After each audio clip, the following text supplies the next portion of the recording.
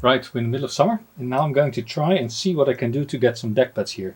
What you can tell is I've left all the candles on this year, so the first thing I'm going to do is I'm going to remove all the middle candles, pruning everything back to 2. And then the next step that we're going to take, healthy sprouts like this, I'm just going to halve them. So I might remove a third or more of all the foliage. I do this now because I expect the tree to create either new buds here at the ends in the needles, or if I'm lucky and there's lots of sun, I'll get a few buds here on the inside, allowing me next year to prune back even more drastically. So all the sprouts I'm just going to go through, prune back everything to a few centimeters, removing the strongest tips. If there's any old needles that I haven't removed yet, because I've been a little bit sloppy lately with my trees, I'm also going to remove those. So we're now in early summer. It's been dry for about 6 weeks, but next week we expect lots of rain, humid air. So what I'm going to do now is go through the tree. Here you can see these needles. They're brown, they're about to fall off. They've died off because of fungal infections. And there's tiny little dots and stripes on the needles, which are a clear indication of that disease. I think everybody can imagine what it looks like, right? You see all these needles, they're yellowing, they have dead sections. I'm just not going to take any risk, I'm just going to cut them all off. And this really is not good for backbudding on this tree, but it is good for long-term health. And the reason why this is a problem for backbudding, on Scots pine, the backbuds appear normally at the base of old needles. Removing the old needles reduces the backbudding. That being said, backbudding can also occur just without needles there. So I have high hopes that this, in combination with a strong prune of the living branches in the middle of summer, so in a month or 2, will still create a backbudding response. Now I'm collecting all the needles that I cut off so that they don't continue to infect the plant on the ground. This is why I'm being a bit awkward with my hand here. I don't want to find everything on the floor. And I've not been able to find a proper fungicide against this disease. So this is the way that I'm tackling it on this tree. Early summer, I remove them. Because I said, I don't want this fungal infection to spread more than need to. And prune this one back as well. Let's see whether this gives me a nice backbudding response over the rest of the year.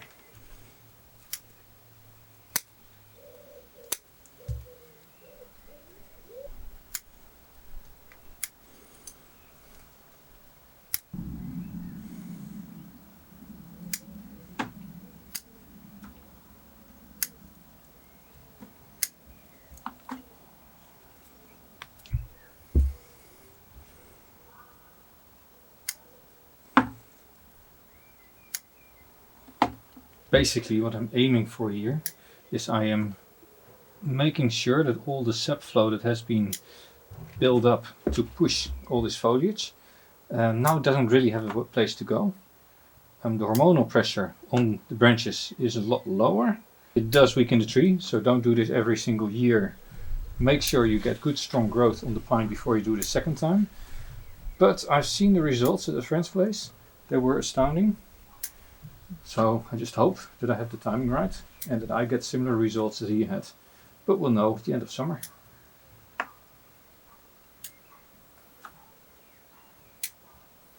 Again, removing everything that is more than 2 branches in a single spot and reducing the long ones to match the shorter ones. And that way really push the tree to rethink the strategy and make new buds.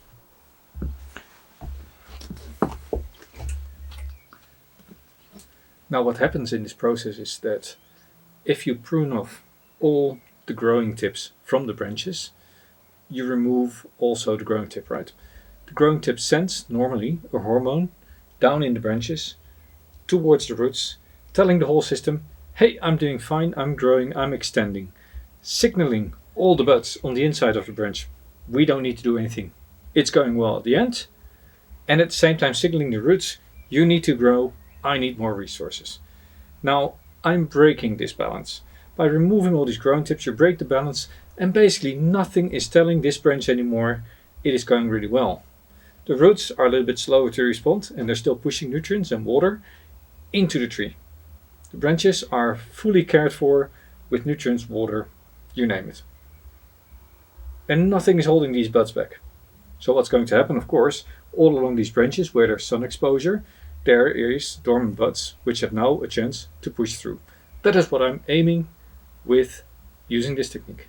Now down here is one of the grafts connected here on top. And of course here I only remove the old needles that might be infected with fungi. I'm not removing any growing tips, any extending growth, no side branches. This can just create a nice dense whirl of needles, because this needs to fatten up, connect to the branch here, so that later on this whole branch can go, and this will create my lower pad. Right, all pruned back, ready to go back into the sun and let it grow for a few weeks. Maybe in fall I can show you a whole load of buds along these branches, or at least show you what the cut ends will look like. Who knows? You know what kills most trees, right? Impatience. It is the middle of August, and look at that. Buds galore. The pruning has worked wonders. What you can see is that at the places where I've cut, there's 2, 3 buds at every spot. But also if you go further down along the branch, everywhere there's young buds sprouting now. In spring, this is going to be so full of buds.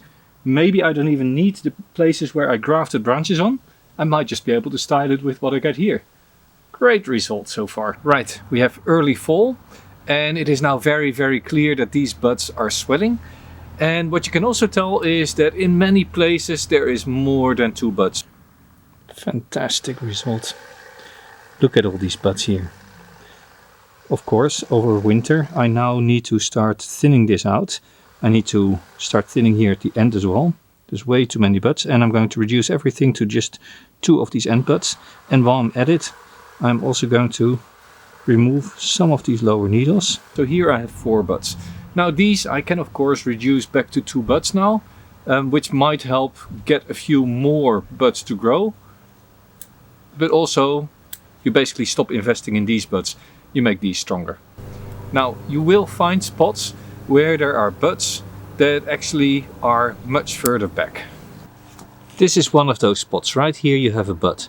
Now it is very tempting to say I'm going to just reduce all this off and clip it there, and this bud will start growing. But keep in mind this is a pine, and pine do not automatically start growing. So if there's no more needles here near this bud, don't remove it, because this bud might not develop at all. It's much better to then just leave this in place, let this grow in spring, and once there's needles, then you remove this branch. And of course, very wonderful what's happening here. There's 2 buds here.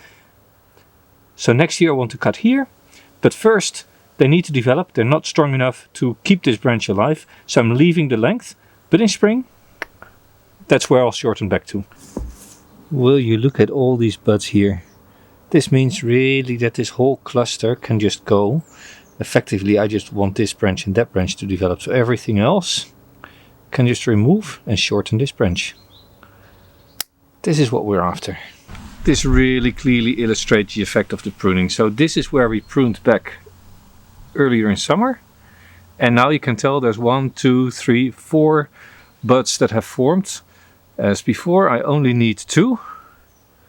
So I'm removing 2. But basically from growing a branch this long, you've now gone to a very short branch with very short internodes, and you can see that's exactly what has happened here as well last year, where I pruned and I got a side bud that started growing, and now I have 2 buds here at about 1 inch extension. That is still too much. I'd still like to have it shorter, but it is getting there. Here of course triplets remove the strongest buds. And with that I think we are done. This was Jelle, growing bonsai, and a neighbor clipping the hedge. See you next time.